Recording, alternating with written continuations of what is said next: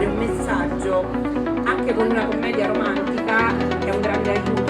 Romance, perché secondo me veicolare messaggi tramite delle storie che parlano di donne dovrebbe essere invece valorizzato, perché avvicina le persone alla lettura. Poi magari ci si può buttare anche sulle letture impegnate. Eccoci qua con Katie Franzolin, la patron, l'ideatrice di Veneto in copertina, diciamo così. Sì. Non fai tutto da sola. No, assolutamente no. Anzi, collaborazione con la mia associazione, con la Lanterna, con il comune di Dolo, con la libreria Giunti al Punto di Piove di Sacco e naturalmente tutta una serie di volontari che ci danno una mano qui. Katie, come si svolgerà la giornata? Perché siamo appena arrivati, appena aperto, diciamo da una mezz'oretta. Sì. Vedo tantissimo pubblico. Sì, questa è una bella cosa, ne aspettiamo ancora di più il pomeriggio. Quest'anno abbiamo voluto rendere la fiera più accessibile a tutti, abbiamo voluto renderla più interessante, quindi abbiamo voluto la presenza di Radio Padova qui da noi, quindi trasmette in diretta per documentare quella che è la manifestazione. Abbiamo suddiviso per aree tematiche, c'è tutta un'area per i bambini, laboratori, abbiamo l'area romance, abbiamo tutta un'esposizione poi di narrativa, fantasy. Esatto, sì, abbiamo voluto, diciamo, anche segnalarla un po' con le nostre segnaletiche, con le mappe in giro, insomma abbiamo voluto un po' rendere la fiera più ordinata e più funzionale al lettore che viene, che cerca un determinato genere. Vabbè, sul palco vedo la Jessica Dalbò. C'è la nostra Jessica, è madrina per il secondo anno di fila, esatto, sì. Sta intervistando appunto il nostro ospite, Emanuele Compagno. Poi la scaletta comunque è molto fitta, abbiamo tanti altri autori previsti per oggi. Adesso tra poco, dopo Emanuele, ci sarà Sara Simoni, abbiamo Liliana Marchesi, poi questo pomeriggio, oltre ad esserci la premiazione del concorso letterario della mia associazione, avremo Stefania Crepaldi, Panzavolta, Romero, Nicole Teso, abbiamo insomma tanti altri ospiti importanti che hanno scritto dei bellissimi libri veneti e che meritavano assolutamente la presenza su questo palco. Abbiamo chiesto proprio se potevano, perché sono dei nomi importanti, non è detto che siano disponibili.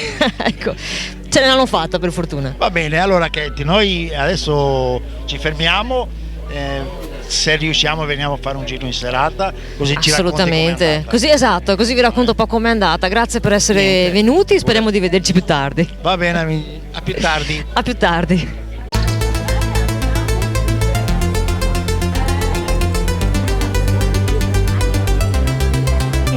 La storia d'amore resta centrale, altrimenti non parliamo di narrativa documentale. Quindi negli ultimi anni, per fortuna, il romanzo rosa è cambiato veramente tanto, e in questo io mi sono ritrovata ancora di più, perché sempre nei miei romanzi metto dei messaggi che riguardano proprio la vita quotidiana e il sociale.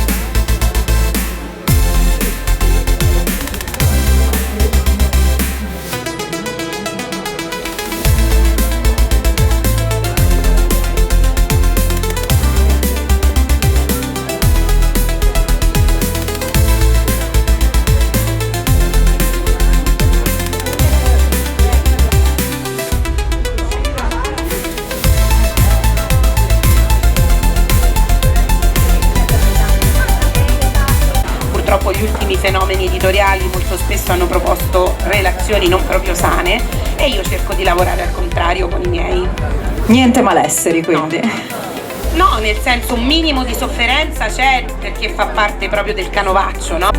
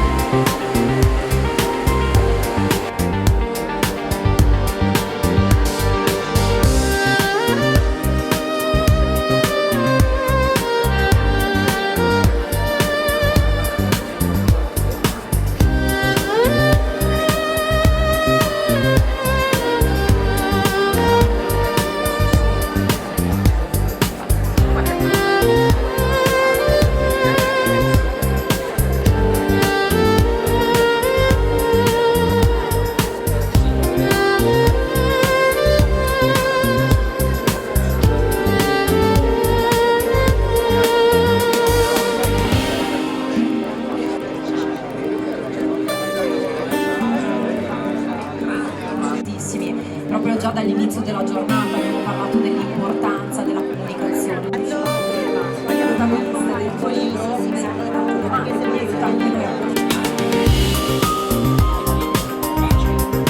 detto che la tua professione di avvocato sicuramente sulla scrittura.